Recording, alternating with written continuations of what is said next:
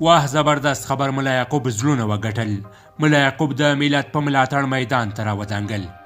ملا یعقوب تازه څه ویلي او کومې څرګندونې یې کړې؟ جزئیات ویډیو کې وګورئ او چینل سبسکرایب کړئ. درنو لیدونکو السلام علیکم. د طالبانو د مشرانو ترمنځ د خپل منځوي اختلافونو له اوازو سره هم مهاله نن د دوی د دفاع وزیر ملا محمد یعقوب مجاهد له طالب مشرانو سره وغوښتل چې د ملت مشروع غوښتنو ته غاړه کېږدي. نوموړي له افغانستانه د پخواني شوروي ځواکونو د وتو د 34مې کلیزې په یاد غونډه کې وویل چې په دې ډول باید د نورو غمیزو مخه ونیول شي. هغه د طالبانو له مخالفانو هم وغوښتل چې د دوی د ادارې ملاتړ وکړي او هیواد د ناخوالو پر لور بونه ځي. نوموړي دغه راز له خپلو مخالفانو وغوښتل چې دوی څه ډول نظام غواړي.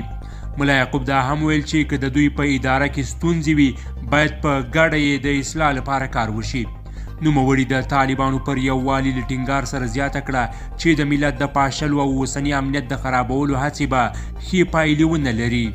د ملا یعقوب څرګندونې په داسې مهال دي چې څو ورځې مخکې د طالبانو د کورنیو چارو وزیر سراج الدین حقانی په خپل پلرني ولایت خوست کې یوې غونډې ته د وینا پر مهال پر خپل رهبر ملا هبت الله اخندزاده کنایوي نیوکې وکړې او ویل چې د واک انحصار نور د برداشت وړ نه دی.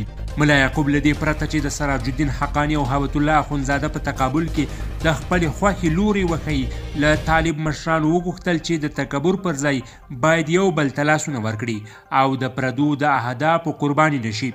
په نننۍ غونډه کې د طالبانو د قانون او پټرولیم وزیر مولوي شهاب الدین دلاور هم په کنایوي ډول له طالب مشرانو وغوښتل چې د ملت غوښتنو ته غاړه کېږدي.